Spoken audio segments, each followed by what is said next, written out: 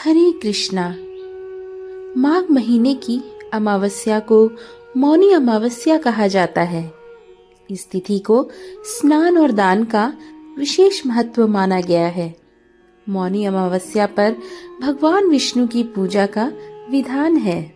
मौनी अमावस्या के महत्व के बारे में शिव पुराण में उल्लेख मिलता है। कहा जाता है इस दिन दान देने से ग्रह दोष खत्म हो जाते हैं। साथ ही मौन व्रत रखने से पुण्य फलों की प्राप्ति भी होती है, जिसको सफल बनाने के लिए कथा का पाठ किया जाता है। तो आइए हम भी जानते हैं मौनी अमावस्या से जुड़ी पौराणिक कथा। काफी समय पहले की बात है। कांचीपुरी नाम के एक नगर में देवस्वामी नाम का एक ब्राह्मण रहता था। उसके 7 पुत्र और एक पुत्री थी। पुत्री का नाम गुणवती था और वहीं उसकी पत्नी का नाम धनवती। उसने अपने सभी बेटों का विवाह कर दिया। इसके बाद वह ब्राह्मण बेटी के लिए सुयोग्य वर देखने हेतु नगर से बाहर गया। उसने बेटी की कुंडली एक ज्योतिष को दिखाई। उसने कहा कि कन्या का विवाह होते ही वह विधवा हो जाएगी।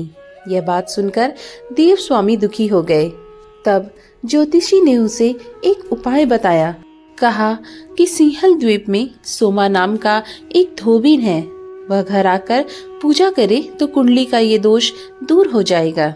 यह सुनकर देव स्वामी ने बेटी के साथ सबसे छोटे बेटे को सिंहल द्वीप भेज दिया।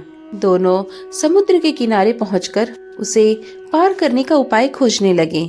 जब कोई उपाय नहीं मिला तो वे भूखे प्यासे एक वट वृक्ष के नीचे आराम करने लगे।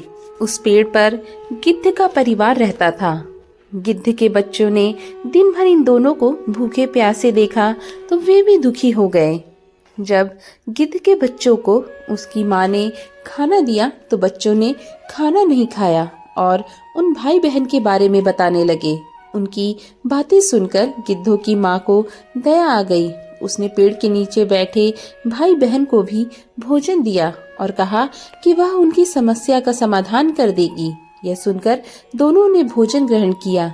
अगले दिन सुबह गिद्धों की माँ ने दोनों को सोमा के घर पहुंचा दिया। वे उसे लेकर घर आए। सोमा ने पूजा की। फिर गुणवती का विवाह हुआ, लेकिन विवाह होते ही पति का निधन हो गया। तब सोमा ने अपने पुण्य गुणवती को दान किए, जिसके बाद उसका पति फिर से जीवित हो गया। इसके बाद सोमा सिंहल द्वीप आ गई, लेकिन उनके पुण्यों की कमी से उसके बेटे, पति और दामाद का निधन हो गया। इस पर सोमा ने नदी किनारे पीपल पेड़ के नीचे भगवान विष्णु की आराधना की। पूजा के दौरान उसने पीपल की 108 बार प्रदक्षिणा की। इस पूजा से उसे महापुण्य प्राप्त हुआ और उसके प्रभाव से उसके बेटे, पति और दामाद जीवित हो गए।